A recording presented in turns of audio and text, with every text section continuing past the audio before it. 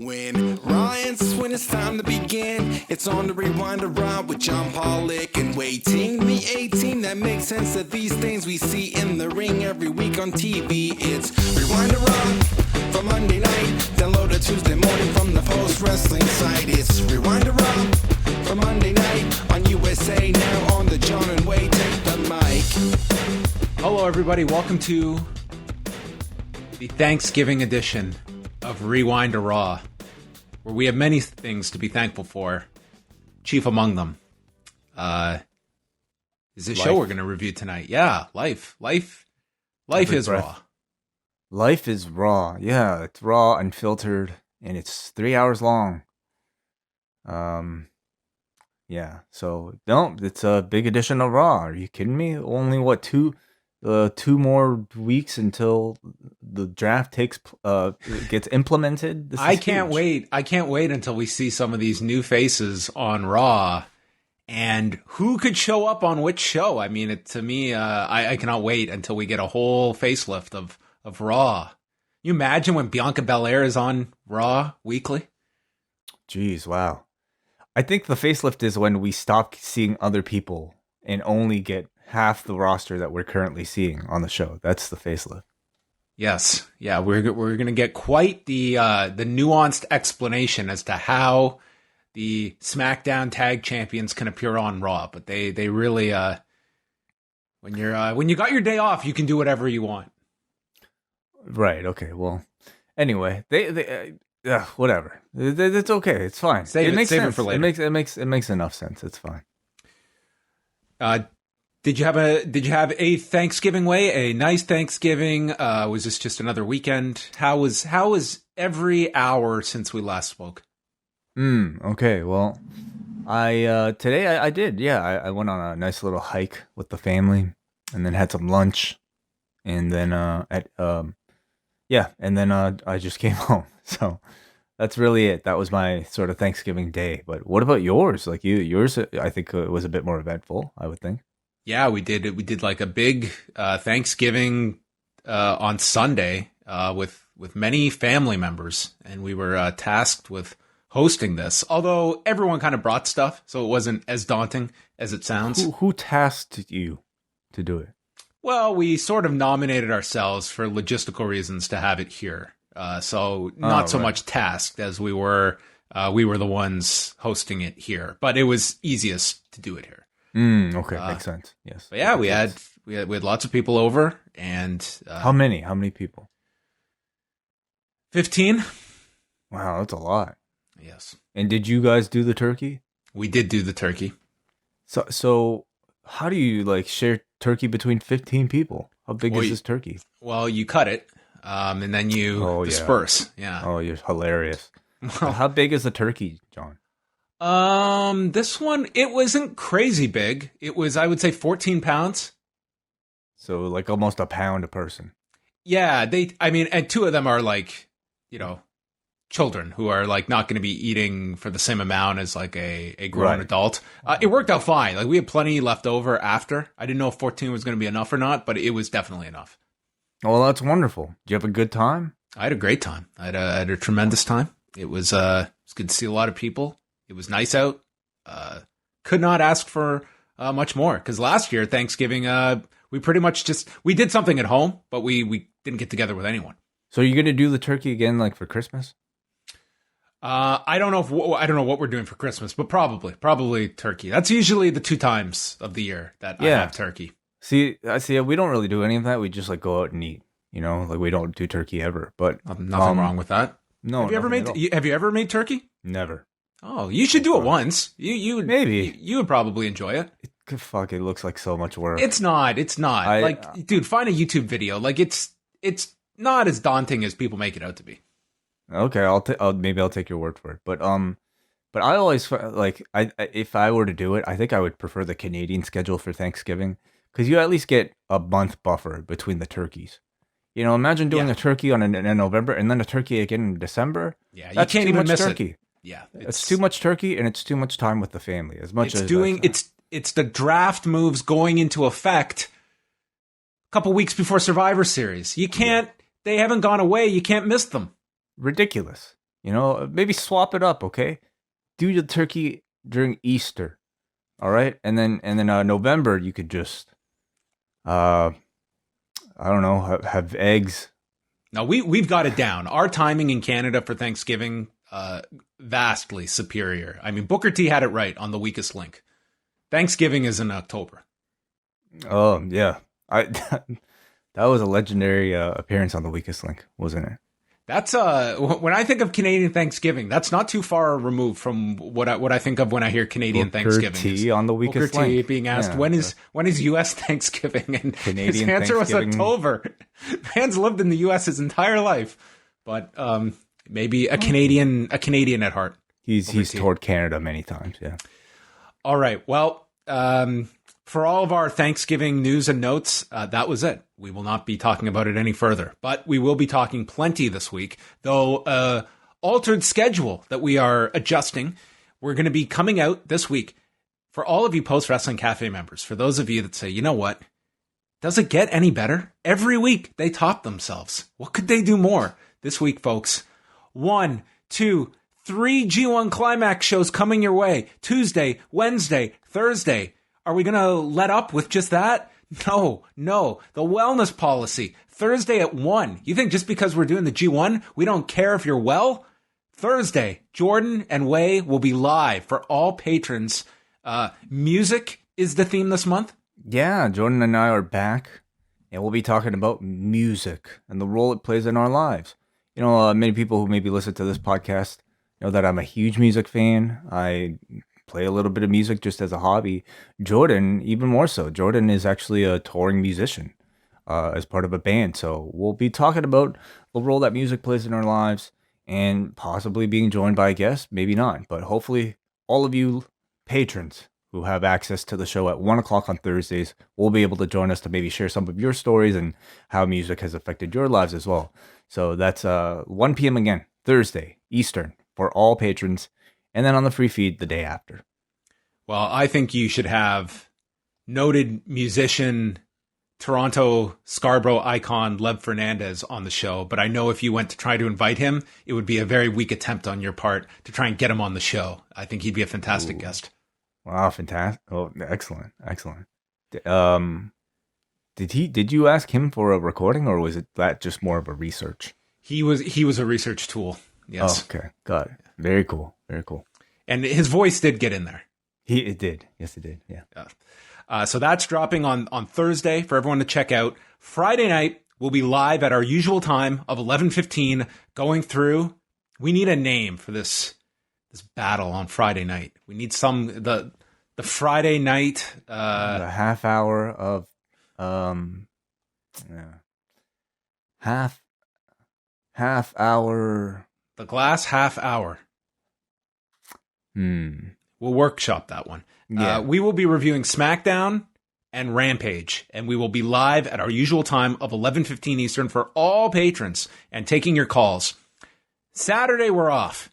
Dynamite is not, but we will be doing a show Sunday. It will be a taped edition of Rewinded Dynamite that will drop sometime on Sunday for us to catch up on Dynamite, news, whatever. So that is coming your way for everyone on Sunday. So those are some of your big highlights this week. And the British Wrestling Experience is back Thursday with our pals, Martin Benno and Andy Ogden. The Triangle of Terror. Ooh, they're back, and they'll also be announcing the winner of the BWE Global Transfer. It's a close race, dude. Very close. So you still have some time to vote. There's going to be some upset people. Yes, there is. You still have some time to vote and listen to the show at postwrestling.com/BWE. And also a shout out to our friends, of course, at Up Next and John Cena Shot in the Dark, as usual, on their feed, dropping a whole bunch of shows, including their AEW reviews as well. Probably on a Saturday. I don't know exactly when. So maybe we'll get maybe he'll squeeze in a 14-second review of his trip to the New York Comic Con on Friday. John Cena. I hope so. Our post-wrestling correspondent. Yeah, including a meeting with MJF, who told me to eat shit, I believe were his exact words. So a sincere message he had for you. That was nice. Yep. Mm-hmm. All of that can be found postwrestling.com. Go check out all of our shows. Every last one of them, you will be asked at the end of this week. You will be tested on skill testing trivia from every single show. Let's get into the news, and we're going to start off with Ratings with Wai Ting as we talk about. That's great. I don't know. That just came to me. Oh, that's really cool. We need to brand these segments way. So, not a good night. It was SmackDown doing 2,142,000 viewers. Not a terrible number for SmackDown, but dropping to a 0.52 in the demo. So they were down 5 and 16%, respectively. They were still tied for first with ABC Shark Tank.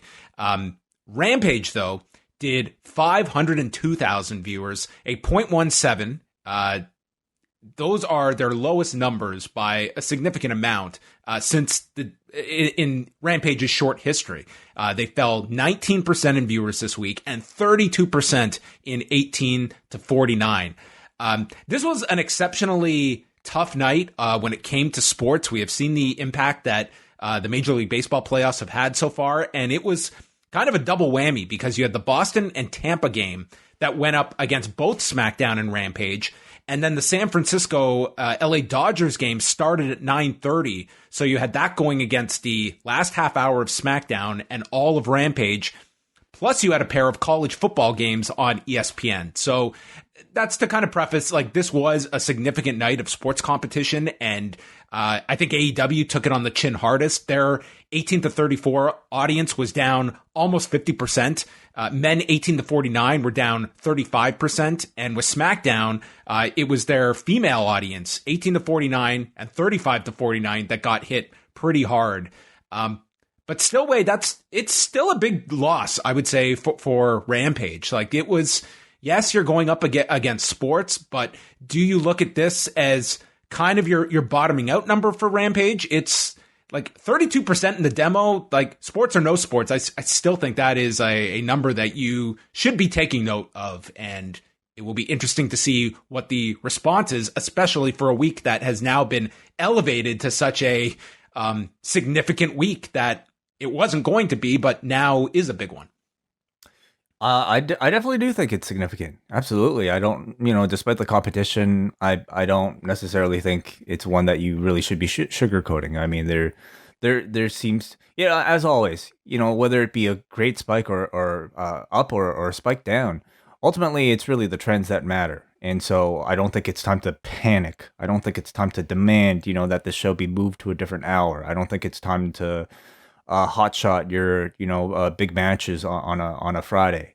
Kenny Danielson, Friday night. No, that's ridiculous. And they have not reacted in that way. But this week will be a very interesting test of Tony Khan to see.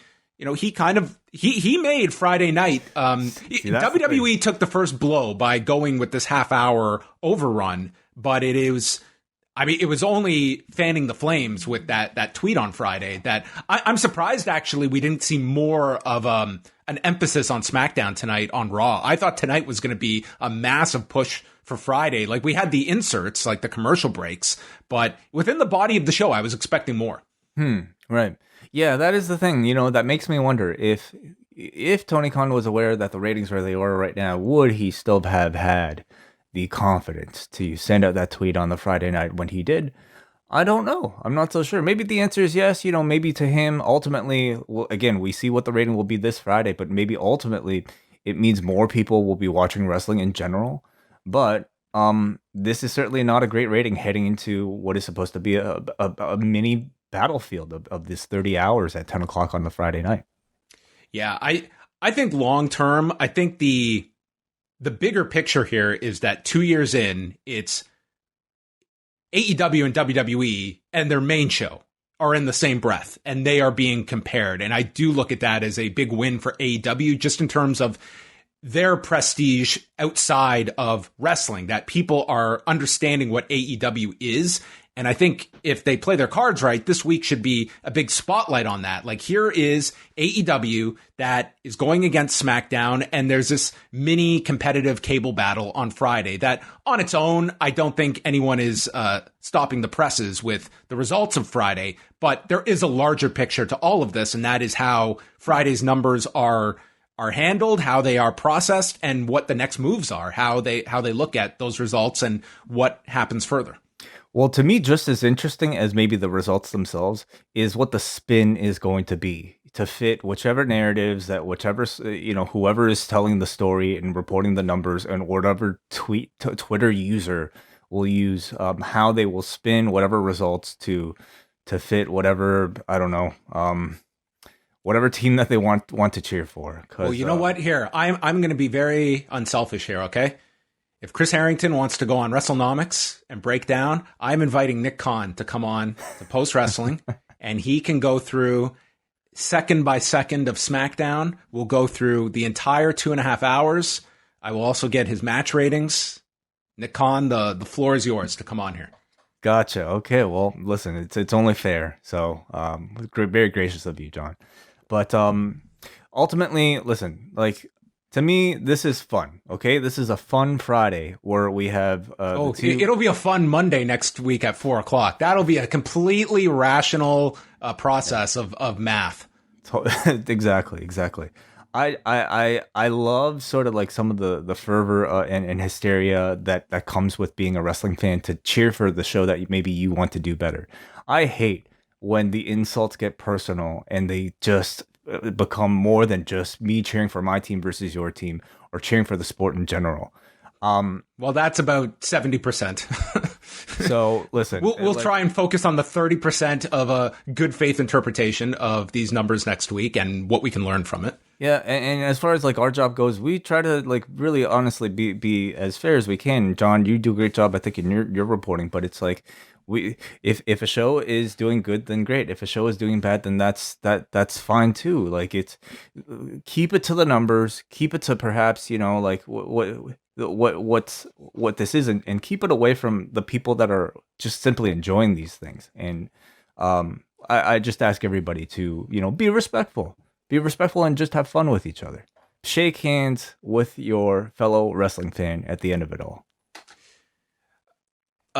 Moving on from the numbers, that's pretty much the extent of Friday night. But I would say like both shows got hit. The SmackDown 18-49 number, I believe that was their lowest since July 9th, which is the week before they went back in front of live fans. So they definitely took a hit too. But I think it's Rampage that there will be more attention on them falling to the level that they did with a 0.17. Game Changer Wrestling. I put this second here in the order here. They had a really big weekend. I don't know how much of the shows you got to see, Wai, but I saw most of Saturday's show.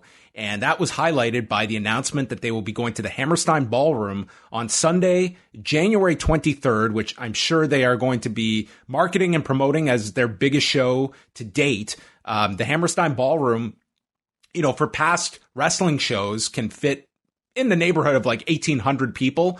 I don't think they will have any problem filling that for this show. That show on Saturday, I just thought it was such a fun show, and it just feels like they are hitting on so many cylinders at the moment. It feels like a really hot product that video just to announce going to the Hammerstein Ballroom, like that to me is how you market an event. It's making it feel like this is historic. You want to be at this show. You want to see this show because it's a major step in our growth as a company. And then you had Jon Moxley and Nick Gage murder one another right after this. So a feel-good moment all around. They hit on all the cylinders. They hit each other with the cylindrical tubes and the rectangular glass panes. Oh my God. It was, I at least caught the main event. And I caught highlights of most of the show. But yeah, the main event was what I was really kind of tuning in for. And I think it delivered definitely on the gore and the bloodiness that you would expect from a match of that type and of that hype. I will say though, as a match, it was like, I mean, not that like Nick Gage matches are like, these sort of classics, but there were moments where I really felt like it was more of just a show of like, oh, you let me cut you, I'll let you cut me, rather than like this kind of very intense back and forth battle that I have seen, some great examples of within GCW as far as the deathmatch wrestling goes. So I don't know if like there was suspicion, at least among the online fan base, that like Gage might have been hurt at some point, and the finish felt a little bit awkward as a result. But it did certainly feel abrupt, the finish, even with like the spectacular looking like paradigm shift off the turnbuckle, but it did kind of come out of nowhere. Do you think that they'll do that match again in Hammerstein? What is the main event in Hammerstein? I think it has to be Moxley in some form. I mean, the thing is with like a match that we just saw with him and Gage, like I say this and immediately it sounds silly, but like what more can you escalate this to? Like where, like exploding. I guess explosions. Yeah, like maybe a Giotto rocket can make its way, courtesy of Atsushi Onita. Get your ringside tickets for the Giotto rocket. Yeah, for people unaware, this is so Atsushi Onita is bringing back FMW, now called FMWE, or at least this iteration. They've done several shows now. Yeah. Well, they already have been back. Yeah, okay. They have come back. This is for an upcoming event. And the latest thing he has promised for a match is a missile that he has designed. It will fire 100 feet in the air and then land in the ring. I mean, what could go wrong? No, nothing. Are you kidding me? Yeah, but I don't think they're getting a missile into the Hammerstein Ballroom. It's tough. It's a great question. You got to be vaxxed to get into the buildings in New York. So I don't know how rockets are going to sneak their way in. Interesting. But I certainly, getting back to your question, I would say Moxley for sure. And I mean, maybe it's a Japanese import for some kind of, like, I don't think this is going to be one where it's going to be a big struggle to sell 1,800 tickets to this show. Like, you want all the key players, and I would say one or two international talents that come over that are a novelty, especially for a Moxley kind of dream match, death match scenario. That's where I would lean off the top of my head. Well, what would that name be, deathmatch wise? Oh, Kobayashi. Abdullah Kobayashi. Is that a big enough name? Sorry, it doesn't really elicit much. This is the dude that Damien did his doc about and just focused on. This was the man I was introduced to the full extent of the, what did he call them? The Tenzons or the Kenzons? The fucking bolts that got stomped into his forehead. Yeah, I don't recall at the moment, but I don't know if there's a big enough name other than maybe Onita himself. Deathmatch wise, if you wanted to promote something, you could do Moxley and Onita. Yeah, maybe. But even then, I think Gage versus Moxley 2 would be bigger than that. But beyond that, it's like, we're just talking, I think, a very loyal GCW fan base. And all they have to do is create one or two more of these great videos from Giancarlo D'Atamo, the mastermind behind much of GCW's creative, and, the guy behind the Vladimir documentary, as well as the Tom McGee documentary, of course, as well. Very talented guy. The Ruby Riot videos as well. Like, he's just done a whole lot of shit. And this video that was done, I thought was so good, of simply these GCW wrestlers going into the Hammerstein Ballroom. I mean, you don't know it's the Hammerstein to start, but you just see their close-ups of their faces as they're looking up into the signature roof of this place. And voiceovers talking about just, the detractors for not just GCW, but also just their entire careers, including Matt Cardona being a part of this as well. It just looks so damn cool and made you absolutely want to be a part of this show. So, I mean, I have no doubt that their promotional power will be top notch for this event. I really liked Mick Foley on commentary. Like, you could tell he was blown away by the reception he got, which was not surprising, but you could see it meant a lot to him. And he was all in on the death match. It wasn't like he was like embarrassed by this or just not up to, like, he was totally into this. He put his own personal experiences in it. I thought he was very good on commentary. I think that, Mick Foley having some kind of role with GCW in the future would be doing commentary. We never really got that extended Foley commentary run when he got put on SmackDown. I mean, he was gone so quickly after he got paired with Jim Ross and went to TNA that we never got to hear him have a regular presence on commentary. And this was just a one-off, and I was very impressed by him. It was certainly like a nice, to kind of have the prestige of his involvement with deathmatch wrestling. In really a big star endorsed this company and this kind of signature match for them, and like he came off like a fan of it, and that makes your product, I think, come off well. Well, he came out speaking, and it almost seemed like he got emotional hearing the reaction that he had here. And, the first thing he said when he got on the microphone was that he wishes his children were here to watch this reaction of him. And it almost felt like to me that he was caring so much about this hardcore audience's reaction. And when I say hardcore, I mean like the most passionate wrestling fans. These are some of the most passionate wrestling fans that exist in the country, and their reaction to him. So it, to me, added a whole lot to, I think, how a viewer looks at GCW when they see that somebody who's wrestled at WrestleManias and has just done shows in countless different venues considered the reaction to this crowd so special. I wonder if he'll be involved a bit more. I do continue to have, I know we were talking about deathmatch wrestling, but of course, I can't watch this and really not mention some concern for safety. Ultimately, I hope if you're, as GCW stock grows, as they continue to run bigger venues, as more people start to pay attention to them, I really do hope that they are paying that much closer attention to their safety, just procedures. I really hated that chair shot Effie took in the Matt Cardona match. I mean, that to me, I have no place for that in 2021. I really hated that spot. It might sound really silly to say that I want to see a safe death match, but I mean, as much as I think is possible, this company, the more attention that they're going to get, the more scrutiny they're going to get, and the more people like a McFoley, I do think it's a risk that he is taking being associated with a company like this, because he is a much more mainstream name. And should anything go terribly wrong at these shows, he's putting his face all over it. And I'm not saying this to protect McFoley, but really to protect the company, because I want to see the fact that this company exists and they're able to be so creative with their alternative way of thinking is so needed. It's so necessary in the world of professional wrestling that in many ways feels very stagnant, and every company kind of feels like a clone of each other. So I want this company to thrive, just because I think their way of promotion is so cool, and I just want everything to be done as safely as possible.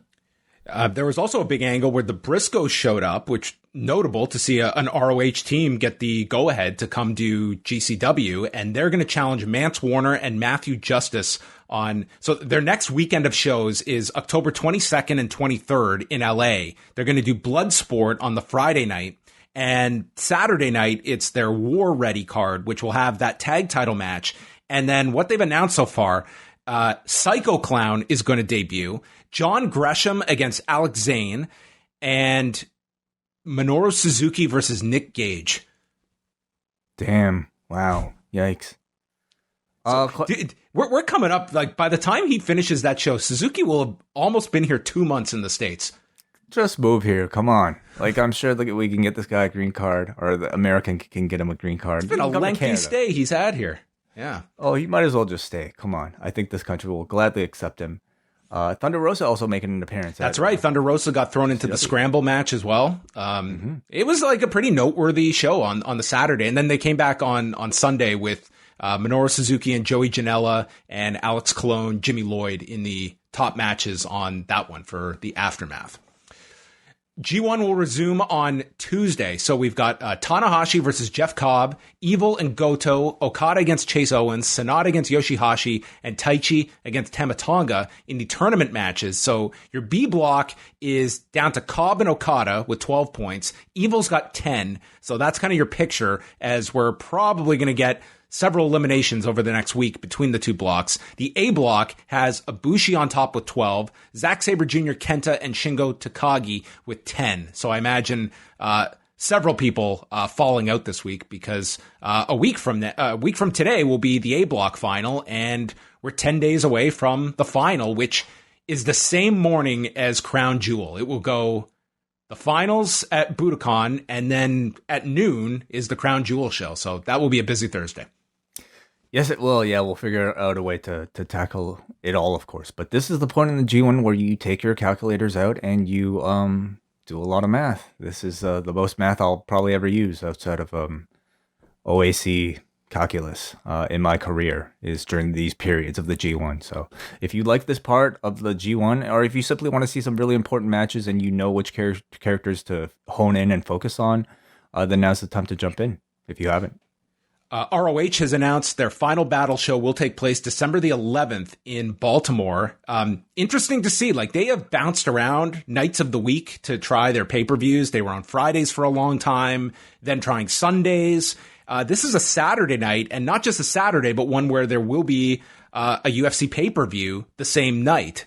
So we will see how Final Battle shapes up. I mean, you are talking more so, I think, if you're the ROH fan, I don't know how much crossover there's really going to be with the UFC pay-per-view, but it is interesting when you're running on traditional pay-per-view as well as streaming of what kind of what kind of ad inventory you're going to receive and promotion when, you know, the lion's share is obviously going to be allocated towards UFC. And on that note, former UFC heavyweight champion Cain Velasquez, seeing all of the praise Junior Dos Santos is getting, he is returning to AAA in December. And this guy has to have been this incredible transition in 2019 that just totally went to nothing after one match in WWE, a quiet release, and he's pretty much not been heard from for a year and a half. Are you surprised that it is AAA that he is returning to? And what kind of response do you expect Cain Velasquez to receive coming back to pro wrestling? And can he kind of recapture some of that interest he had with those, especially with that Triple Mania appearance that he, the 6-man that he did in 2019? Well, I mean, you just kind of took me back to a time when I think he, for at least a weekend, was sort of the talk of the industry. You know, the idea that, oh my God, Cain Velasquez is doing the Hurricane Rana and he looks to be a total natural at this. And then the WWE gobbled him up, and they proceeded to really do nothing with him. And then I guess he got injured shortly after that. Is that right? Yeah.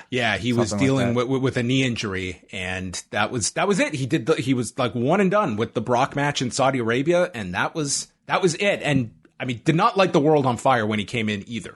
Yeah, unfortunately. And I also feel like, maybe ultimately didn't really seem to be a great fit within that WWE system. Otherwise, I feel like they maybe would have, made a ploy to keep him around a bit longer. So it doesn't necessarily surprise me that he's not with them anymore and that he's trying to perhaps rebuild some of that momentum within AAA.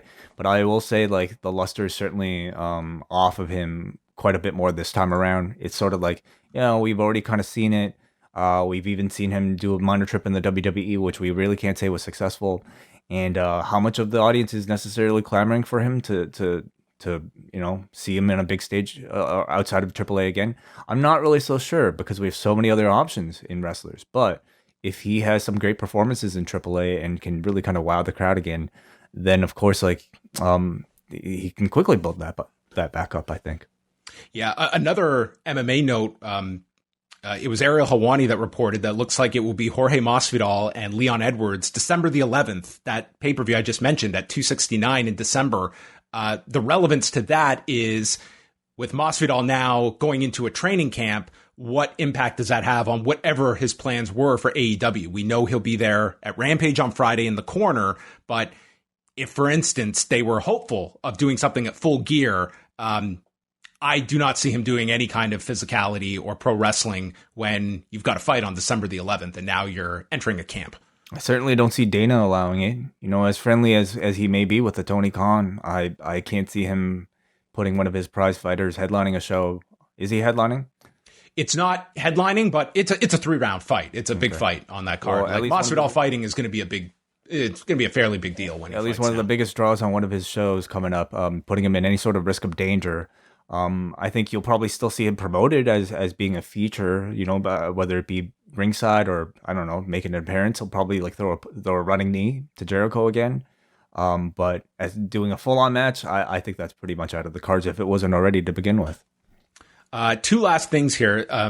This was reported on Monday morning that Chuck Liddell was arrested. This was late Sunday, early Monday morning on a domestic violence charge. And the initial reports out were that there had been a disturbance at the home and officers came and ruled that it had turned physical, and he was taken into custody and then released on a $20,000 bond. And Liddell then issued the following statement afterwards. He said that last night, the Los Angeles Sheriff's Department deputies who responded were professional. While the information about this case will be revealed in due course, I believe it is important to convey and clarify a few facts about the situation. I was the victim of the incident last night at our family home, as details of the case will reveal. The deputies informed me that my wife would be arrested as I did not respond to her assault while I sustained bruising and lacerations. I volunteered to go in her place. This was one of the many times I have tried to shield a family mental health issue from the public purview. It has become painfully apparent that this cannot continue as our private life has now reached a public breaking point. Please respect our privacy as I help to navigate our family through this difficult time. And MMA Fighting had noted that he is to appear in court on Wednesday. So that is the latest on that story with Liddell's statement that we added to our own story today. And the last thing I want to mention is just wishing a recovery to a local Ontario independent wrestler, Scotty O'Shea, who over the weekend had several seizures and was taken to hospital in Hamilton, where they discovered a large tumor on his brain that he had to go into emergency surgery, and they were able to remove the entire tumor. But obviously he is going to have a lengthy recovery process. So we want to wish all of our best to him. I mean, he has just been a constant on the Ontario wrestling scene for as long as I can remember. And you've seen a lot of the local wrestlers just sharing their thoughts and well wishes for him. He seems like a very popular individual among the Ontario scene here. So we wish him a full recovery. That's a very, very traumatic health issue to go through. And thankfully they were able to get him to hospital and have this emergency surgery. All right. We are now going to move on to Raw. Is there anything before that? Hey, shout out to the NWA podcast. Just released an episode last night. The best named show of the year. With all due respect to some of the gems I pull out, when I saw Ettore de Force, it was one where my immediate reaction, I was a little jealous. Okay, I was like, damn, that's good. That's really good. Nate Milton, man, the man is the king. He is the man. Yeah, great show with Chris Ely, of course. I'm gonna mess the up Moderna was flowing on this show from Chris. Oh, are you kidding me? Absolutely. Andrew Tosman, of course, with the Newbie News, and also Chinyere Okafor. I hope I said that name right. Of the Notoriety Sports Network. They spent much of the episode talking about Big E's title win, of course. Righteous Reg's BWI 500, the Black Wrestling Draws movement, as well. Chinyere talks about some of the ups and downs of being a black woman in pro wrestling and MMA media. So it's always a great listen. It's always a lengthy listen, so you can split it up, and it's probably pretty timeless, I would say, of a conversation for the most part. So it's a really great show to check out. If you have not had a chance to hear the NWA podcast, this is a great one to jump on board and check it out. They did a fantastic job with this month's edition of the NWA podcast. All right. That and all of our podcasts can be found at postwrestling.com, and the NWA podcast, it comes out on the free feed. Tonight, Raw took place from San Francisco, California at the Chase Center, where the brand divide was loosened tonight, where it's been loosened since the draft. I mean, I think they have established that, though, John. It's sort of isn't this way more interesting as a viewer? Like, why do I want to have these separate rosters now? I'm getting the best of both worlds right now. Why do I want these separate rosters? They're telling me that's this great change that's coming. I like it where I can just see anyone. Yeah, it is kind of true. Now, listen, if the WWE actually had a real ranking system, and they can build this sort of as the off season, okay? If we actually have a beginning of a season, we have an end season, if they could market these as exhibition matches that don't really count towards a ranking system, I think we would actually have something. There'd be something special about this little period between the draft and whenever this the rosters are actually supposed to be implemented. But because there is no real true distinction between when the draft starts and really when it begins, or for me, maybe what I mean is there's no distinction about when matches matter, or if in fact any matches matter at all, then it's all quite meaningless. I can tell you the opening round of the Queen's Crown tournament, it meant a ton to the amount of time they allotted to this. Do you know what the total time was of the first round matches in the women's tournament? I can guess it would be less than maybe a Young Lions match in New Japan. 8 minutes and 18 seconds of those four matches. Unbelievable. Wow. Drew came out with the sword, and he put over Crown Jewel. He's going to become champion after waiting for months, and it's his last chance to win the WWE title before going to SmackDown.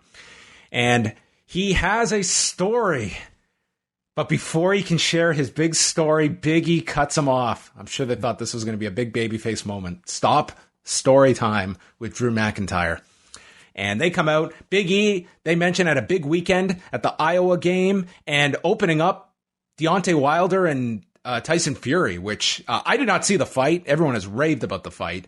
But I did see Big E's introduction. And this guy, I mean, this guy's amazing. How did this guy get from like Iowa to, was it Las Vegas where the fight was? Where was the fight? Texas? Vegas. I don't know. I don't know. It wasn't in Iowa, everybody, okay? So this man did quite a bit of traveling, and his face was everywhere on Saturday. I felt this was just like a weekend where it was Vegas. Like that's a trek. Crazy. That's a trek to make. It really felt like this was a weekend where he felt like, a spokesperson for this company and a spokesperson for professional wrestling, really. And he felt so incredibly natural in that role. Yeah, I mean, this guy, he has just taken so well in this role of champion. Like sometimes we look at when you put the title on someone of that adjustment period, and I think they've really struck it with Big E, and good on them to get him these outside promotional opportunities. That, you know, a massive fight like Saturday to get your champion on there, that's a great coup and do we know that WWE was involved? I mean, it was they were promoting the fight pretty actively on Friday's SmackDown through the Fox combination, but right. I know in the past when Big E did one of the voiceovers, like Andreas Hale was somewhat involved in that as well. But yes, I would assume like there was some Fox tie-in to all of this because it was airing on the Fox app, and they plugged the hell out of that fight on Friday. Good point. And Raymond Terry says it's a 2-hour 19 flight from Iowa to Vegas, so maybe not as impressive. But come on, checking in, you gotta probably get your bags. You gotta wait for the Uber.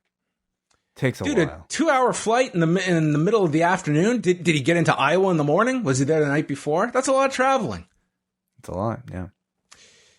So Drew says that he was proud of the time he was champion. This was after Big E talked about his nipples and the spoils of being champion. And Drew is proud of how he led the company through uncertain COVID times. Did he say COVID? No, he did not. Uncertain times. Uncertain times, yes. It's uncertain times, everyone. So please get the uncertain times vax, because we don't want to have any more uncertain times. We want to have certainty in our life. Yes. So the Usos come out, and no one knows why they're here. What do they want? The Usos explain. The Bloodline got drafted to SmackDown, but the Bloodline are here in your city. Cool. They just happened to be in town. They were in town. This was their day off, and they decided to show up. And they are here because they don't know which one of them is going to be champion for Roman Reigns to have to face after Crown Jewel. And they warn Big E, we already have plans for Kofi and Woods when they come over to SmackDown. And Jay issues the challenge. Big E and Drew end up agreeing, but Drew does not want Big E to speak for him. And we are left with the question, can these two men, these two adults, coexist in a tag match together? And then they got super kicked, putting doubt as to whether their coexisting could in fact occur tonight. They got super kicked and they blamed the other. So, you know what? Temporary truce. I will say, like, this is a very by the numbers, I think, predictable type of WWE singles babyface build. So I feel like if you've watched professional wrestling WWE into the WWE long enough, you know exactly what you're going to get here. And then to me, it's kind of like the way I watch these shows now is like, I know this show has a structure. I know Vince has his playbook.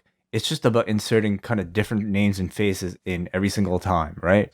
So the way I judge these shows now is not about like them going to the playbook.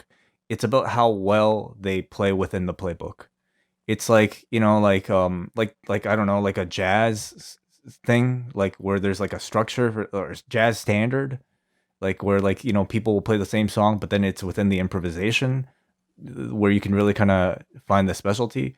So I think I'm completely screwed up, everybody. So like, don't take my opinion for like the common person's opinion at all. I'm somebody who's just watched tens and thousands of hours of this stuff. But the way I find enjoyment out of it now is like, did they do a good job filling these gaps? And I thought in this case, they actually did. I thought Drew had really like great motivation for wanting to be a champion again. He's his whole thing now after the pen, or now that he's lost the belt, times. He's the uncertain times champion. He's the champion who led the company through uncertain times. But in this promo, he said, "I'm still searching for my moment. Viggy, you just came out. You experienced this incredible reaction in front of this live audience with your championship. I haven't felt that yet. And I'm still waiting for my moment." I love that. That to me renews my motivation, or his motivation, for me to want to see him win this belt. So I actually like that a lot about Drew.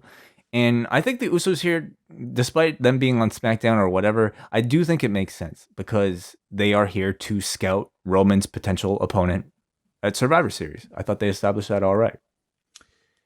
And but before somebody tweets us, Raymond wants to correct himself. The trip to from Iowa to Vegas is actually 4 hours 56 minutes. So our point totally stands. Get out of here, Raymond! Trying to diminish the man's travel day. That's a long ass plane ride. Very long. Yeah. Kevin Patrick, who low key was my favorite person on tonight's show. He just asks, like, he doesn't beat around the bush. He just gets right to the question, and he asks Kofi and Xavier, if you two win tonight, you're going to have to face off next week. And they just laughed it off. They wouldn't entertain this idea. They're like, you think they're going to book us both to win? You're out of your mind, Patrick. So Xavier Woods took on Ricochet. Ricochet had a promo ahead of time.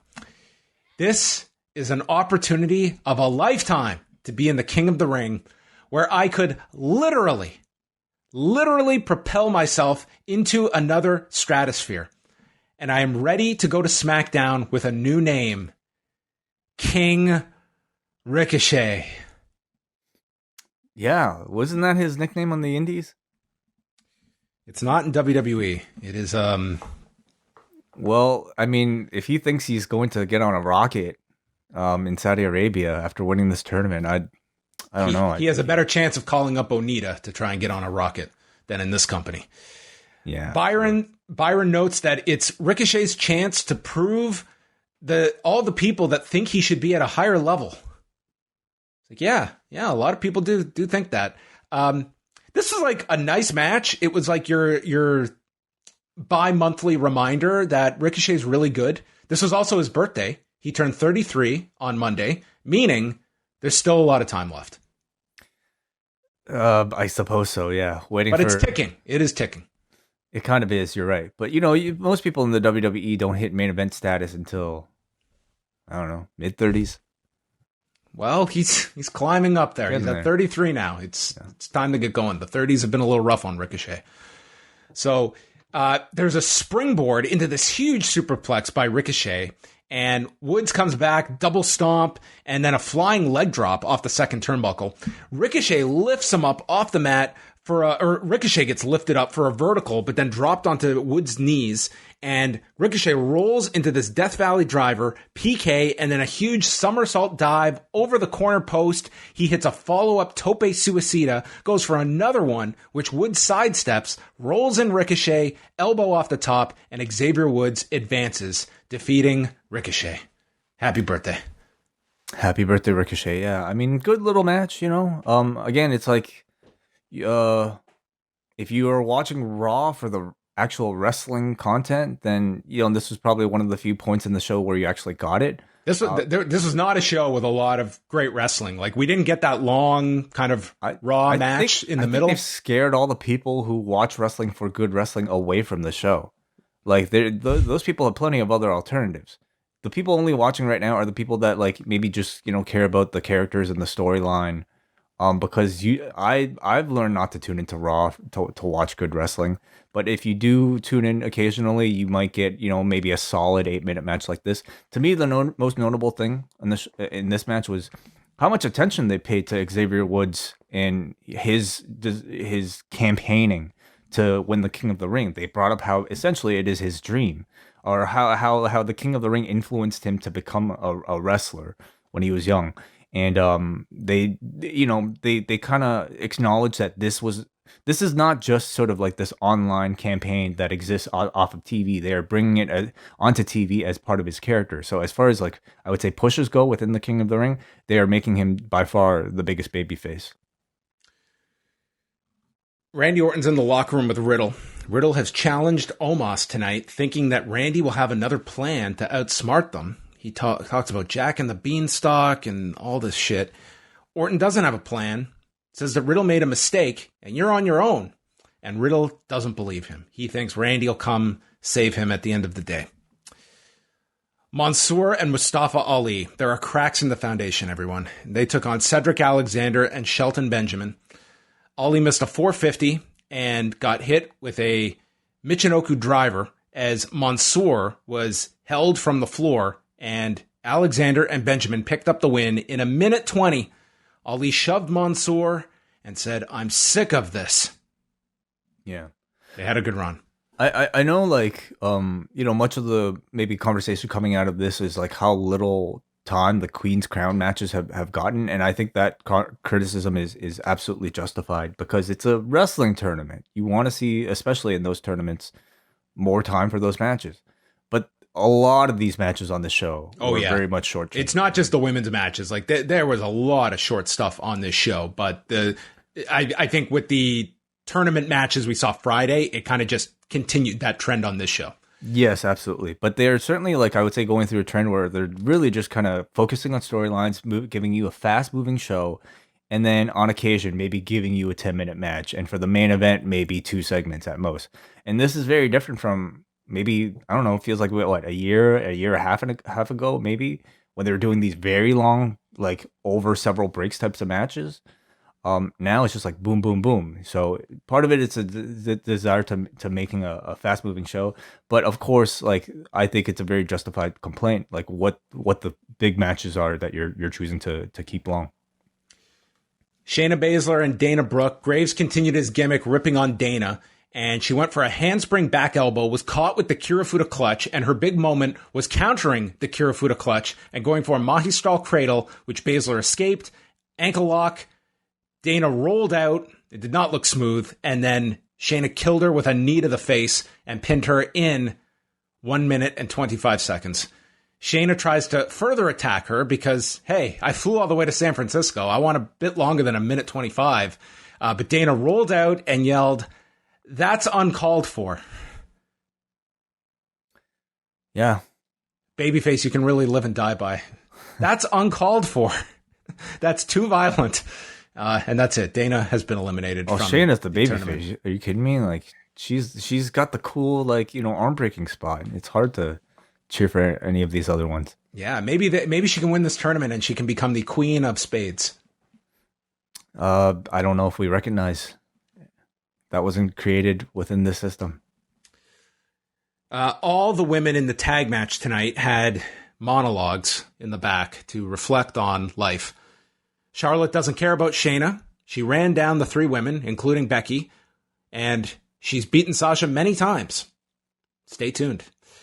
Riddle versus Omos. This is our big singles match where Riddle announces that he's very good at thinking. He tells Omos he looks more swole than the skipper dude, AJ, and he's trying to delay, thinking that Randy has this plan and he's going to strike at any minute. He never shows up.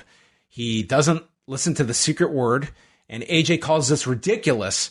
The ref rings the bell, and Riddle attacks AJ and gets launched into the ring by Omos, who beats the hell out of this guy. Choke slam. AJ tells him to stop pinning him and instead teach him the karate you told me you know about. Give him the roundhouse kick. I think he said, like, show him the karate. Remember when you told me you took those karate classes in second grade? Like, Jesus Christ. I think that's how they worked that in. Yeah. So, at a roundhouse. It looked like a... I mean, I don't know how technically good of a roundhouse it was, but any time you have like a 7-footer kicking you in the head, yeah, it's going to elicit a reaction. It doesn't matter because anytime there's contact, they just cut anyway, just to prevent you from noticing or not noticing. So he throws this roundhouse kick, Mirko Kroamos, and they sell it really big. Kroamos. I don't know what I was going for there. The announcers go, whoa. We replay it on the screen. AJ has a slow motion replay of it. The crowd chants for Randy, and this guy doesn't show up. Omos hits a tree slam and pins Riddle in 232. Just an utter destruction of the man. And no, he asked for the old CB. The old CB. I think it stands for choke bomb. Oh, I thought it was like some cannabis joke. I didn't know what they were going with here. The CB. Yeah, the old CB. OCB? What was Wu-Tang member? What was Christian? He was the CLB, right? CLB, yeah. So Orton shows up late. AJ is waiting for him to show up, and wouldn't you know it, Orton shows up from behind and hits an RKO. Omos was on the floor, so Randy must have just gingerly walked right past him to enter the ring and hits the RKO. What a great plan by the babyfaces. This is after Riddle was destroyed for 2.5 minutes. Well, I don't know if this was exactly a plan. To me, this kind of read as Randy is scared of Omos. So he didn't come out when the match was active, did not come out until Omos was out of the ring, and AJ was left alone. So I mean, that to me is kind of clear, isn't it? That Randy is afraid of Omos. Well, he challenged Omos last week, but it was all a decoy to get to AJ. Yeah. Oh, okay. But I mean, still, he doesn't want any piece of Omos, and Riddle is in the role of sort of like the sidekick idiot who needs Randy to fight his battles. So was this a grand plan, or was this Randy spur of the moment helping out his friend?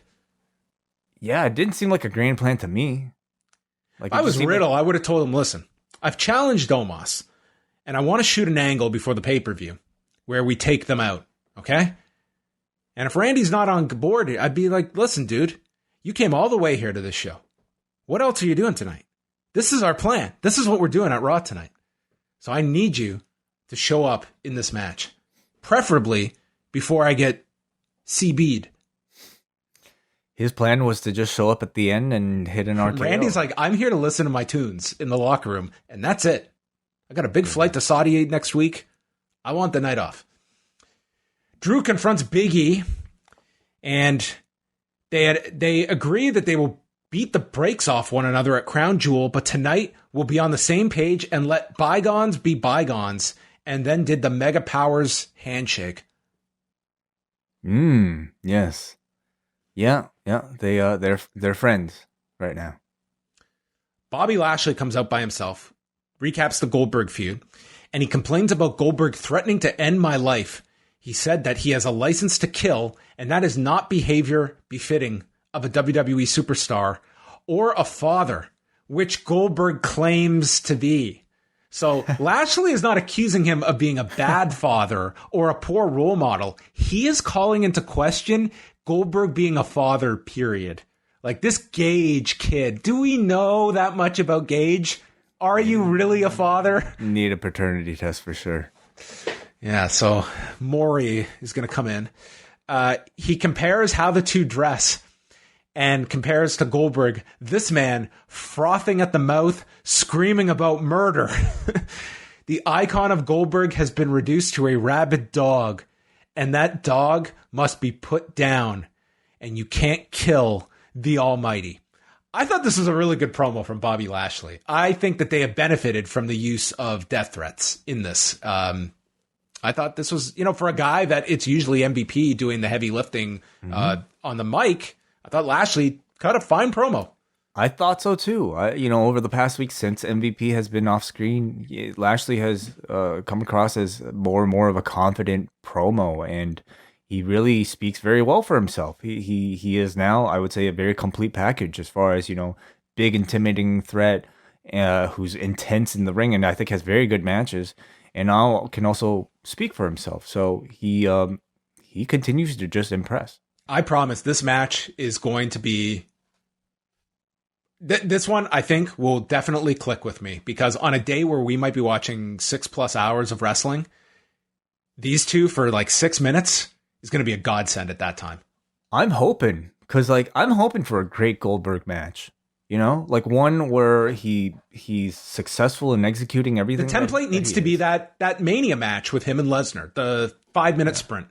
But listen, do you think we'll get a jackhammer? Because Bobby Lashley is not a small guy. I think Goldberg has not had great success with the jackhammer in Saudi Arabia. So I don't want to see a spear into the post, and I don't know about a jackhammer. We will see. It's a big man. The jackhammer is a little ambitious at 54. Maybe Gage can do it.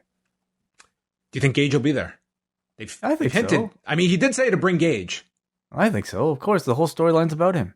I think Gage has to get involved. He'll have to. And you probably have Cedric and Benjamin there for that reason. Like this one will need some bells and whistles to it. Yes. If you want to maybe squeeze 10 minutes out of it. Sasha promo. She hates everyone as well. Jeff Hardy comes out and we go to break, and we talk about all the demos, but we haven't talked about the doll demographic. Chucky, watching old episodes of Raw, but not watching the new one. A fan of Alexa Bliss. And this was a nice return from 1998. The only thing that would have been better would be Chucky going after Braun Breaker after interrupting Rick Steiner 23 years ago. Why? Oh, because that's when the movie came out. Well, when Chucky appeared on Nitro, it was to interrupt Rick Steiner. So I don't remember that. I didn't know Chucky had a cameo in Nitro. Really? Oh, yeah. This was a pretty brutal segment in 1998. Wow, how did I miss that? Wow, he's very familiar with pro wrestling. This was the Halloween before the finger poke of doom way, so you were missing out until the golden period. My dark ages, yeah. But yeah, they're promoting this new Chucky show, aren't they? Yeah, it's a series. It's series, yeah. I didn't know what this was. Mm-hmm. Jeff Hardy and Austin Theory. So Theory's got him in a shoulder lock when the 24/7 geeks come out. And Theory eventually gives up and complains to Tozawa, goes after R-Truth, turns around. Hardy uses a Manhattan drop, twist of fate, but misses with the swanton, and Theory rolls up Jeff, grabbing the jeans for leverage, and Austin Theory wins in 2 minutes and 3 seconds. Graves says this will go down in history as Austin Theory winning his first match on Raw, meaning Corey was not paying attention last year. Yeah. Well, that was a different Austin Theory. He beat Tozawa of all people on Raw last year among his wins. Yeah. Well, quick victory for this cocky heel over your babyface veteran. Pretty standard. Right guy won. It was just, in 2 minutes with the 24/7 stuff, nothing you'd remember, or like a win over Jeff Hardy. It meant nothing here to me. No, it was a way to showcase your 24/7 division into, I don't know, like. I guess it somewhat establishes Austin Theory. I will say I think he's getting a decent start on the show. He has. He didn't lose, which debuting guys against Jeff Hardy, it's not always a great introduction. So he at least won. Yeah. Mm-hmm. He's a step ahead of Karrion Kross, who was absent from Raw tonight. Bianca Belair, she doesn't need to cheat. She beat Sasha Banks at WrestleMania, and she'll only need 30 seconds to knock Becky down to Becky no belts, and teases a double pin at Crown Jewel, or maybe tonight. I liked her promo. I liked hers and Becky's the most out of the four that we had. I think they were the only two. They were the only things of substance that I remembered. Mm-hmm. Kevin Patrick again is badgering the New Day about who will win. They're like, screw off, Kevin. Jinder Mahal, Kofi Kingston, King of the Ring, Veer and Shanky are out. Kofi did a trust fall, come back from break. He calls for the trouble in paradise after hitting the boom drop, and Shanky distracts, which gets Woods involved, and he gets dropped by Veer's $1 million arm, which they identified once again, and Kingston gets rolled up, but they tease after a 5,000 roll-up finishes. Kofi kicks out, but then came off the top and was hit with the Koloss, and Jinder Mahal advances. You are not going to get the New Day war next week. Instead, you will get Jinder versus Xavier Woods. Yeah. So we're gonna have to wait if we want to see Kofi versus Woods at least again. But yeah, Jinder Mahal versus Xavier Woods. I will say after this episode, I mean, I thought for sure, with Woods talking about this King of the Ring so much, they're definitely gonna job him out in the first round. He made it past the first round. Now I'm thinking he might actually make it all the way to the final. But of course, like, I think a solid prediction that both of us have is that Finn Balor will be making it to the SmackDown side of the bracket, because he's going to face Sami Zayn, and unless something has changed for Sami Zayn, he probably will not be making it to Saudi Arabia. So that means we can potentially be getting Finn Balor versus Xavier Woods, which I think would be a great match on paper, but is it necessarily a match that they will do, given their pretty equal babyface statuses? I don't know, because my other thinking is that Jinder Mahal is going to win this one, and we get Finn Balor versus Jinder Mahal, which I still think is very much a possibility. So a lot of Xavier Woods fans out there, and they certainly kind of like dangled, like him being the biggest babyface in this one. Will he win next week? I actually don't know. Becky doesn't have much more to say. She's beat all these women before. She's always 5 steps ahead.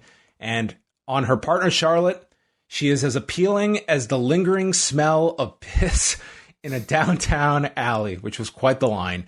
And then said that Sasha runs home and cries every time she loses. She's walking in champion and walking out champion at Crown Jewel. I liked it. Good promo from Becky. Then we got the big tag match. Charlotte and Becky against Bianca Belair and Sasha Banks. Man, Charlotte with this Infinity Gauntlet robe. See that? No, I didn't notice it. Yeah. I'll tell you about my navigational issues tonight, okay? Yeah. So tonight, I had my DVR all set because I'm just now in the habit of just watching the WWE stuff on TV. Mm-hmm. But I thought I'd give it a go. There's no harm in trying, okay? Mm-hmm. Empty mouths don't get fed. So I said, well, you know what? Let's go for it. I go. I fire up Sportsnet now. My computer doesn't explode at this request, even though they're warning me, John, why? Why are you doing this? It's around 8:45 that I sit down to watch Raw. I go to the beginning of the show. It's like, Jesus Christ, is this a miracle? Thanksgiving has come to the Pollock household. I can rewind Sportsnet now. So I'm starting. Now, I know it's a little nitpicky. It is a little annoying because prior, you miss something way and you just want to go back like 10 or 15 seconds. There was the function to go that exact amount, 15 seconds. This, it's a full 30, forward or backwards. Okay. Now I tried the shortcuts on my keypad because most players just, you hit, the back arrow, you go back 5 seconds. Of course, the designer of the Sportsnet Now player did not want to bother with the little details. So whatever. I digress. I could rewind. Okay. Very hard if I was missing something to have to go back. Then it crashes. It's like, that's annoying. To restart the thing. We go another 30 minutes. It crashes. Dude, this thing crashed on me like multiple times. It's a pain in the ass to navigate on this thing. It's just like, why does this have to be like an adventure that at the end I have to survive this viewing experience? Yeah, I had the same experience too. I mean, I was crashing? Of it crashing every, maybe about 30 minutes or so, and I would just have to refresh it and then would have to go back to my spot. But considering what we were both dealing with prior, I mean, I'll take the occasional crashes. You're right though. Like, I mean, why, how come so often, like whenever these things happen, it doesn't happen for the better. Like, I don't know possibly what they improved from the previous iteration of this thing that made this whole change worthwhile. I have no idea. I mean, it must have been something in the behind the scenes that they needed to do, but at least the user experience is certainly not better. I have no idea,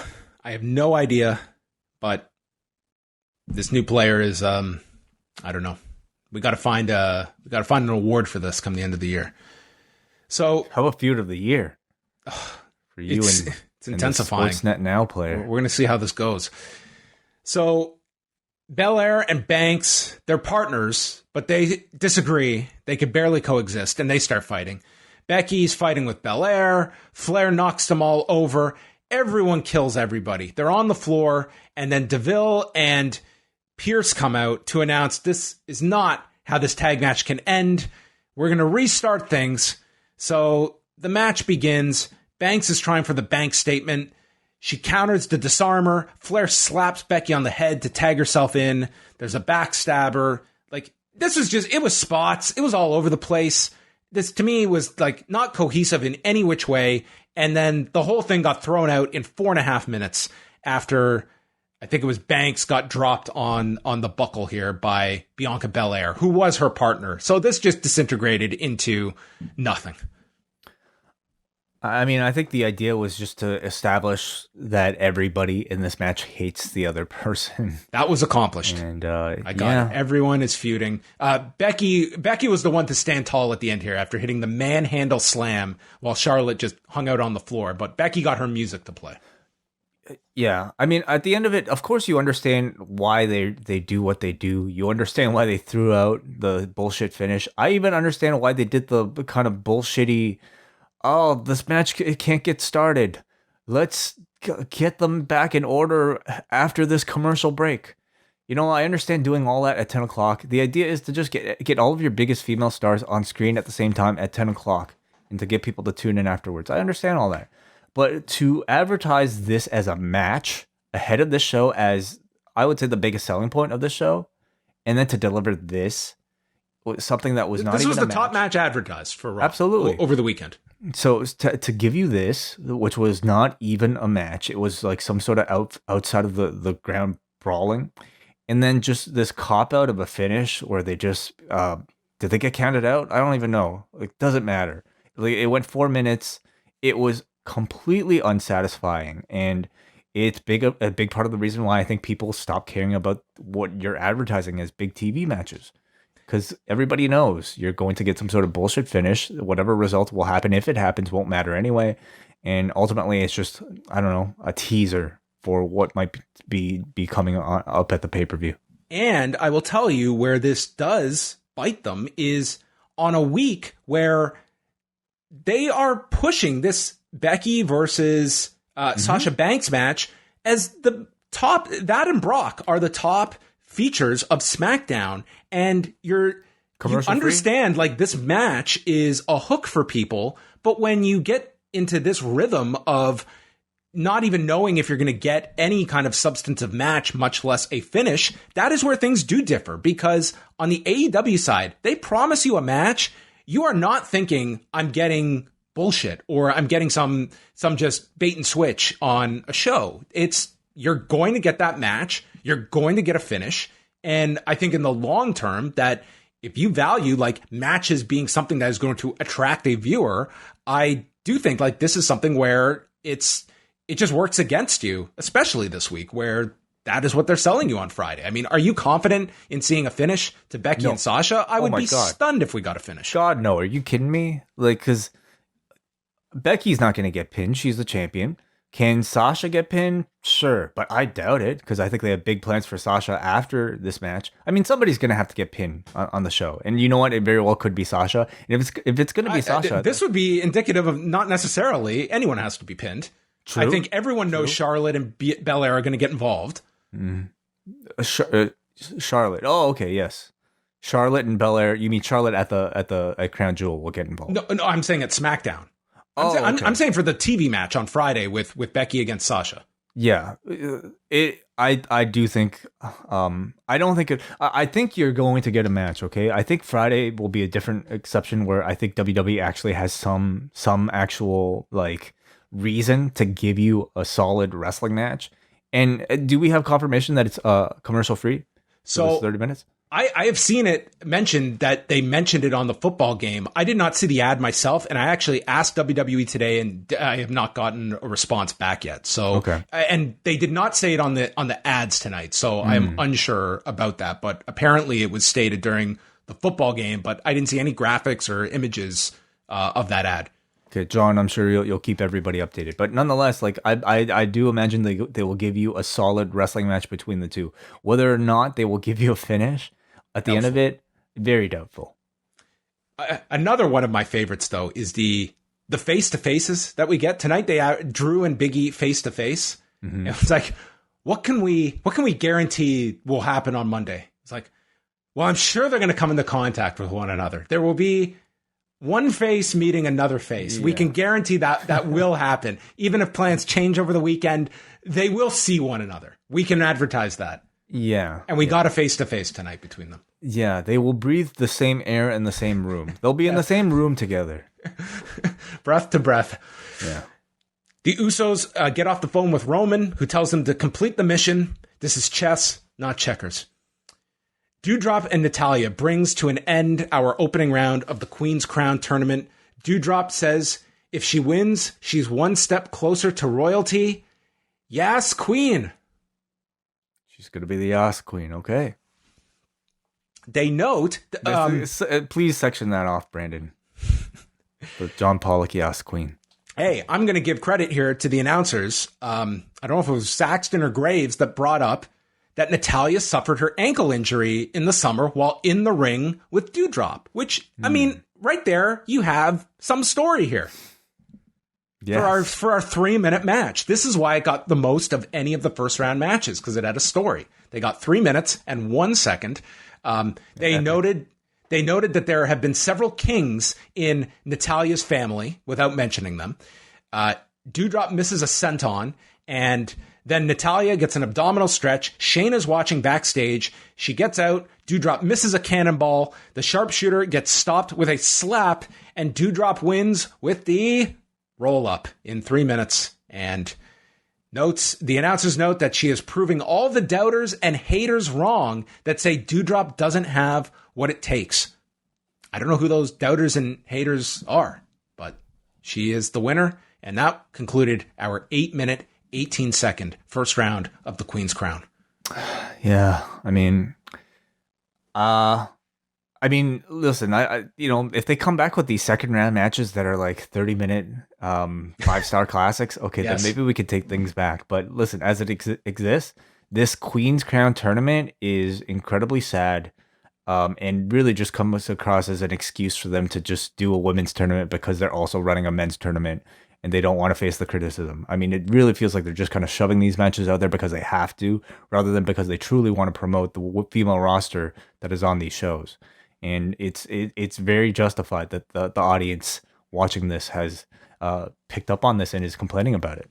It's too bad because you could have used these to take some characters that are not front and center and just give them some promo material of just one reason why this means something to win this tournament, and just give some development in that sense of why. Just give us some promos and suddenly they're fighting for something. And it's such an easy way to add a story to a match, and you tell a story over several episodes, and then you get a climax over a two-week period. Yeah. Not even that. Like some of these King of the Ring matches, at least like in the losses, we have some storylines coming out of it, and it's hard to really kind of. I mean, they are like, what is it? They did set up. What's her name? Doudrop versus Shayna. They did start that last week, so they are at least going in the direction that made sense tonight. So hopefully we get at least 5 minutes next week. 4 to 5. Yeah, I think it's warranted. Ali is backstage, and he's pissed with Mansoor. He tells Mansoor, "You are nothing more than a giant waste of time. I've tried to help you survive." Hey, sorry, before this, we have John Morrison seemingly debuting something new. I was going 30 seconds in advance. I totally missed whatever this was. It's okay. I blame Sportsnet. But John Morrison is in the back. He is meditating. And I think, I don't know, trying to communicate to some sort of spirit. Is he trying to channel Johnny Mundo? Could be asking for for the Lucha Underground gods to make the return to rescue him. But in comes Rhea Ripley and Nikki Cross, who kind of humor him before they go off on their own and talk about how weird he is. So this seems to be a bit of a character shift for John Morrison, and the gimmick is that he's a weirdo because he meditates, and meditation, one of the most popular things in 2021, is all of a sudden very weird. So, well, not all of a sudden, but really taking, I would say, a 90s approach to perhaps that concept. You don't think Vince is doing meditation in between gym sessions?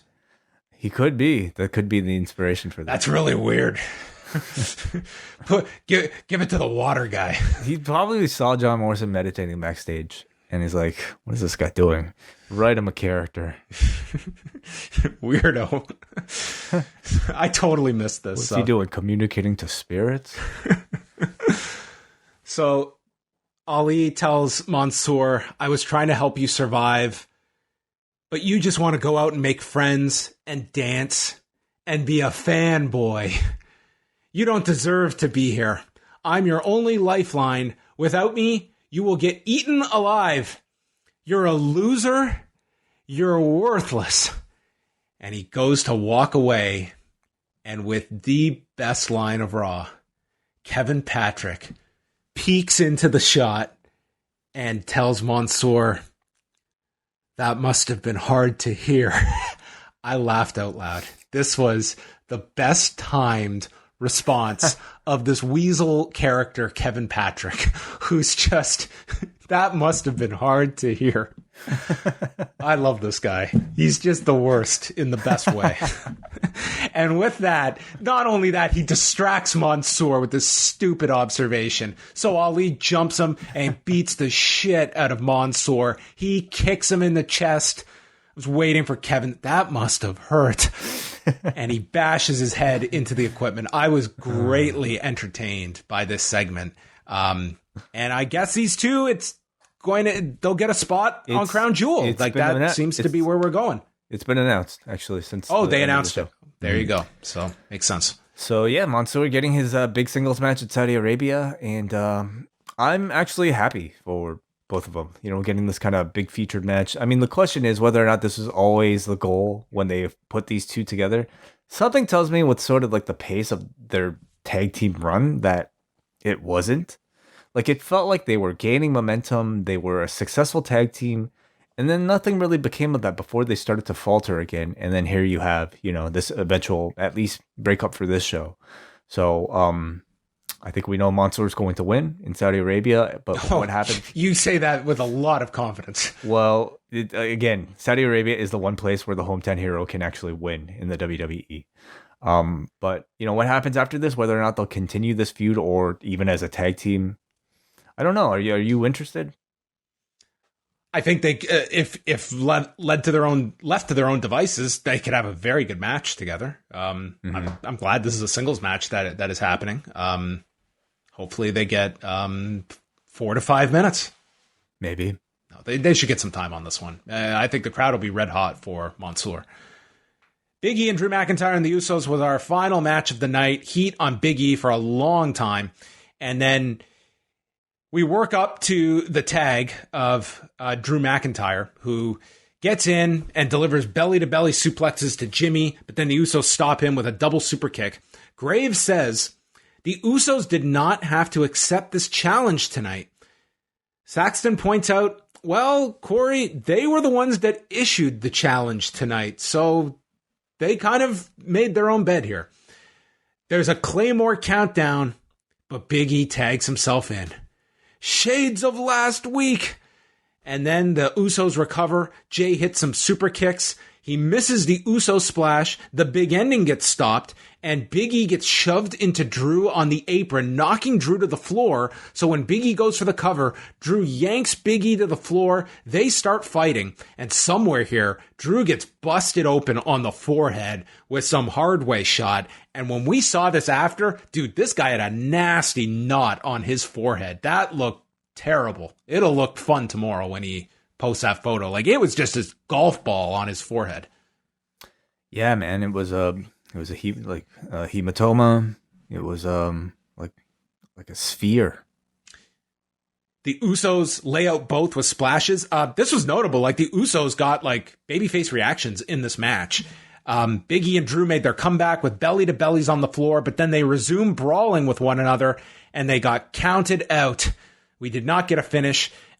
Drew stopped the big ending and then got hit with the Claymore, and Biggie was left laying as the show ended with Drew standing tall with his head busted open.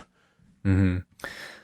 Yeah, I mean, again, I've watched the show long enough to know that the results of these matches don't matter, and instead what they book for is the content. And at the end of this, you're supposed to leave with the feeling like, oh my god, these two guys can't get along. They hate each other. I can't wait to see them fight. But number one, it's a very played out formula, and in this case, I don't think was really all that unique or all that special for me to really care about it. But more importantly, especially in the context of this show, where it was so unsatisfying to see the short matches for the matches that I think were supposed to be important, including the Queen's Crown tournament. Also, the lack of finish in the what essentially was promoted as your at least main event heading into the show in the 4-way women's match. And the show-long main event that you promoted all 3 hours. No finishes for both of those things. You can't leave with any feeling coming out of this, but feeling like you've wasted your time. What did I watch this show for? What did I gain from watching this show? It's almost like you want the animated face to just show up and pop up. Like, what was that? What was that game you used to play on Nintendo with the gun? Duck Hunt. Duck Hunt, where you'd miss and the dog would come up from the grass and laugh at you. This is like, we got you. You watched for 3 hours. John, but Duck Hunt was fun. Okay, this was just like, imagine playing Duck Hunt for 3 hours and getting nothing but that. Like, you're about to beat the game, or at least like getting to the second level, and the screen just turns off or turns orange because you've missed so many times. Sure, okay, that too. I actually never had an NES. I had a Super Nintendo. You missed out. So, but listen, what would you say people needed to watch this show for, to follow any sort of story? Here's what you get out of Raw, okay? It's habitual viewing for those that this is their sacred programming on Monday night. And to their credit, it's a good number of people that this is a habit for them. I can't isolate for you. If you are tuning in to see stars, you do see stars. You do see stars show up on Raw. Mm-hmm. You are not, this is not a show, and this is not every week. To face. You get to see breathing in person. They looked at each other. Yes. I mean, like, this was a show, and I'm not going to just like paintbrush all of Raw, because there were several episodes a few weeks ago where you got a great wrestling show, mm-hmm. where you got 2 or 3 solid matches. But on a show like tonight, it's not like we're giving you great wrestling matches. We're not giving you long competitive matches. The promos are what they are. I don't think the promos are going to blow you away on this show. You had some better than others, but what is compelling you to tune into this show? I think a lot of it is habit with people, and this direction. I think you come out of the 3 hours where it just kind of feels empty at what you got out of that 3 hours versus what you're being asked to set aside of your time to watch this entire episode. Yeah. Ultimately we got a lot of angles to build towards the matches that I've established. In the one case of Mansoor versus Ali, I do think that was significant. If you are a big fan of those two and their storyline, this was the big breakup that is going to lead to their match. But the rest of it was, I think, continuing to heat up the rivalries in the feuds that you've already established for Crown Jewel. In the case of, Bianca, Becky, Sasha, they just basically brawled on the show. Same with Drew and Big E. Big E. Billy McIntyre. and Big E. The builds are fine. It just felt like tonight, it was like, we don't have anything new from the playbook to throw at you, so we're just going to just keep things moving. Like, I don't think the women's match is any stronger or weaker after tonight. I don't think Big E and Drew is any more advanced or weakened by tonight. It was a status quo.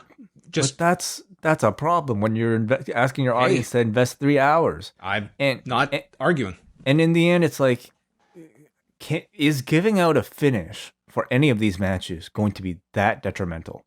Like, you can't have it both ways. You can't promote a big match and then just take away the finish every single time.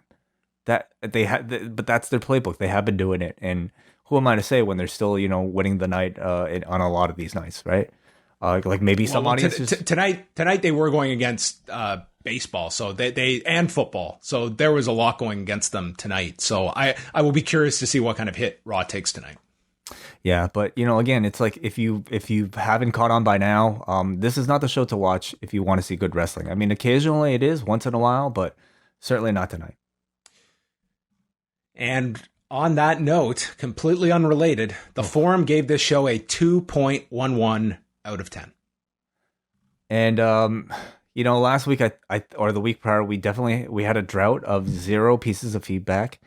We were very close to that tonight as well. Before you read this, because the last time when we did this and we had like one or no feedback, I can't remember what it was.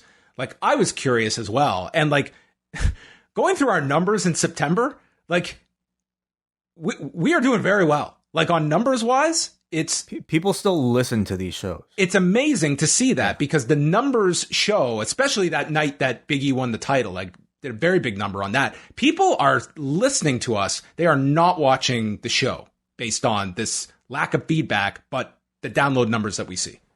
Yeah, again, in the end, we are all wrestling fans. In Raw, for years and years and years, we have been conditioned to recognize as sort of like a flagship show, even if it's not the flagship show.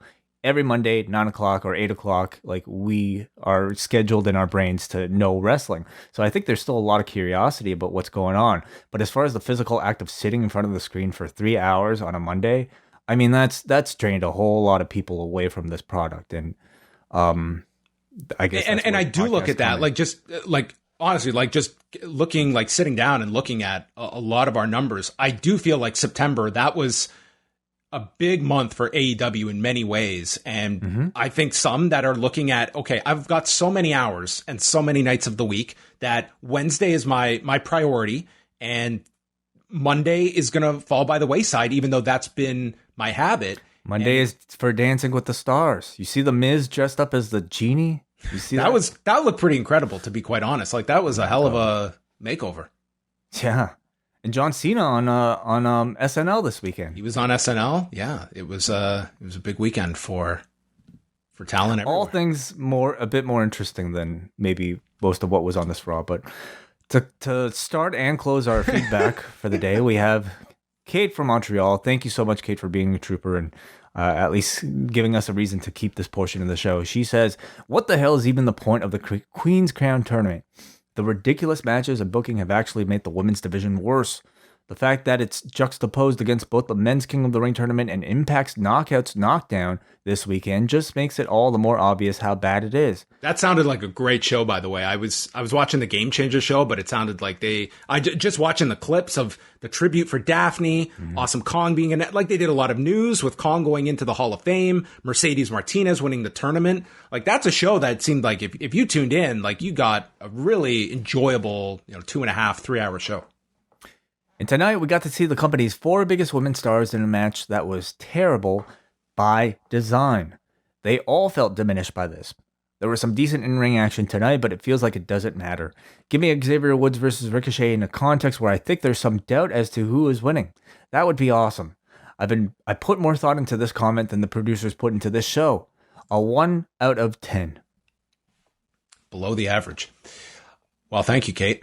That rounds out the public thoughts here of tonight's episode. I think Kate summed it up really well for many of the people who took the time to watch the show. Well, we are going to take the time to watch 3 G1 shows coming up this week. I should note that Wai and I are going to do the Tuesday and Wednesday shows, and then I'm going to go solo on Thursday because the Wellness Policy will be live at 1 p.m. Eastern. Once again, on Thursday. So you can check all of that out. Yeah, and if there are any late-breaking stories, we might, catch up on the G1 as well on these shows. And I believe we've decided that Wednesday show, because there's no Dynamite this week, we're going to make the Wednesday show for free. So if you haven't already tuned in by now, now's a great time to jump into the G1. Yeah, maybe Wednesday we can also take a few minutes and go over some of the top matches of the G1 now that we're ending the end. I got all my rankings up to date. All my coffee rankings in order from my mix and match card to double XLs, all of it in between. No bowls yet. No bowls yet. We haven't seen a bowl. But that's it. Goodbye, everyone. Thank you for listening. And hey, there's always next week.